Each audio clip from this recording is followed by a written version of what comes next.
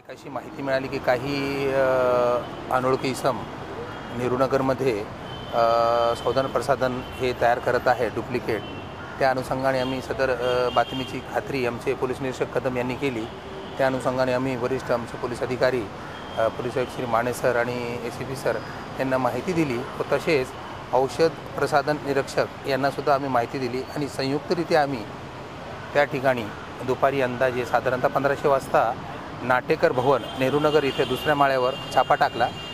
त्या ठिकाणी 19 नंबरमध्ये काही मुलं बनावट प्रसाधन शॅम्पू आणि इतर वेगवेगळ्या कंपनीचे तयार करीत असताना आम्हाला मिळून आले.